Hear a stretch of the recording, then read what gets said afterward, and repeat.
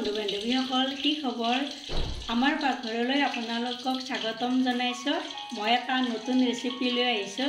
এয়া মই মৰাপাতৰ আগ আনিছো ইয়াৰে মই ভাজি বনাম এতিয়া এইখিনি মই ভালদৰে ধুই লম ইয়াৰে মই কেইটামান আগ ভালদৰে ধুই ললো বেছি কৰি লোৱা নাই গোটেইকেইটা লোৱা নাই বেছি হ'ব কাৰণে আমাৰ মানুহ কমকৈ ভাজিম ইয়াৰে মই দুটা ৰেচিপি বনাম এটা বেচনেৰে বনাম আৰু এটা এনেই বনাম এতিয়া মই দেখুৱাই আছোঁ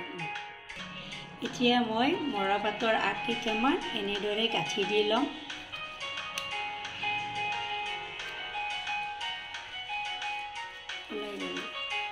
ভালদৰে দিম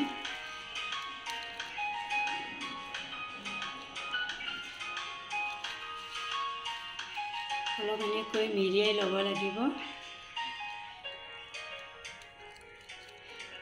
এনেদৰে ল'ব লাগিব এনেদৰে মই লৈ ল'ম কেইটামান এতিয়া মই এইখিনি ভাজি ল'ম তেল গৰম হ'ল ইয়াত অলপ জিৰা দিম এতিয়া এইকেইটা বহাই দিম অলপ জলকীয়াকৈ দিব নালাগে পাঁচফোৰণ জিৰা আৰু নিমখ হালধি হ'লেই হ'ল অকণমান ভাজিব লাগিব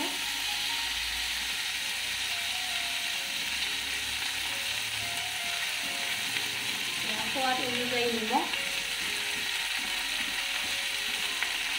এয়া হালধি পাউডাৰ এতিয়া এইখিনি কম দি লৰাই থাকিম এইকেইটা হৈছে মই এতিয়া এইখিনি নমাই ল'ম এইকেইটা পতাৰ আগ মোৰ হৈ গ'ল কাঠি দিয়াকেইটা এতিয়া মই বেচনেৰে ভাজিম সেইকেইটা দেখুৱাই আছোঁ এতিয়া এইকেইটা মৰাপাতৰ আগ মই বেচনেৰে ভাজিম ভালদৰে ধুই লৈছোঁ ইয়াত মই বেচন লৈছোঁ সৰু চামুচেৰে 3 চামুচমান এচামুচ পিঠাগুড়ি দিম খাবলৈ ভাল হ'ব মচমচীয়া হ'ব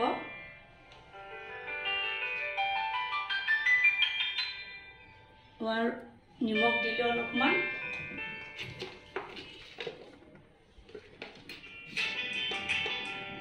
এয়া হালধি পাউডাৰ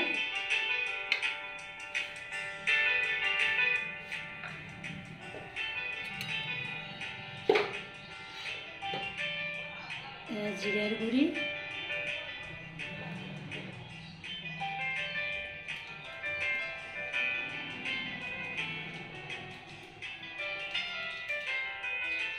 অলপ জলকীয়াৰ গুড়ি অলপ বেকিং পাউডাৰ দিম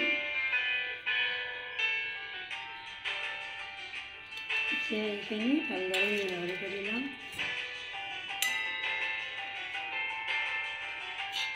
এটা পেষ্ট বনাই ল'ম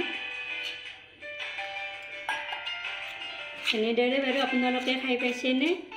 যদি পোৱা নাই এবাৰ খাই চাবচোন এনেদৰে ভাজিলে খুব ভাল লাগে ল'ৰা ছোৱালীও খাই ভালেই পায়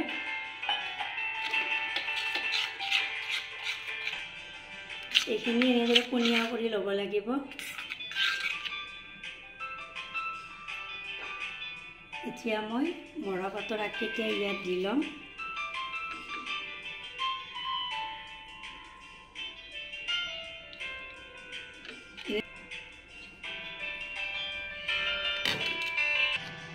এনেদৰে লগাই ল'ব ইয়াত দি পেলাই এনেদৰে লগাই লৈছোঁ মই মৰাপাতকেইটা এতিয়া মই কেৰাহীত দি ল'ম কেৰাহীত তেল গৰম হৈছে এটা এটাকৈ এনেদৰে দিম আৰু ভাজি গৈ থাকিম এনেদৰে খাই চাবচোন বহুত ভাল লাগে কম জুইত ভাজিব লাগিব এনেদৰে ভাজি লওঁ মই ইয়াত আকৌ এটা বহাই দিলোঁ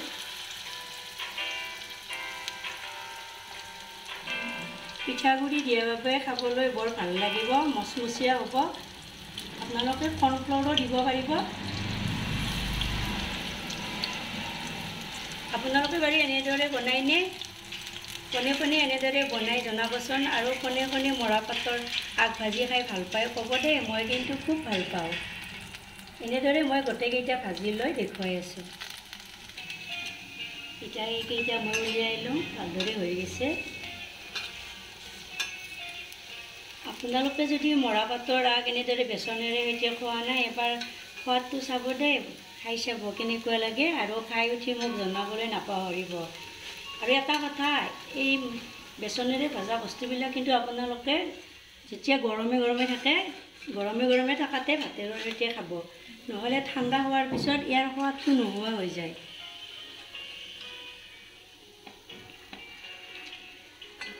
মোৰ হৈ গ'ল।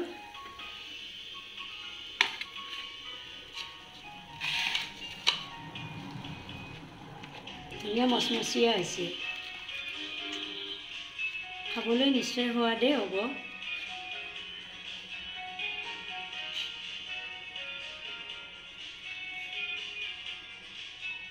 মোৰ এই ৰেচিপিটোক আপোনালোকে কেনে পালে জনাব দেই।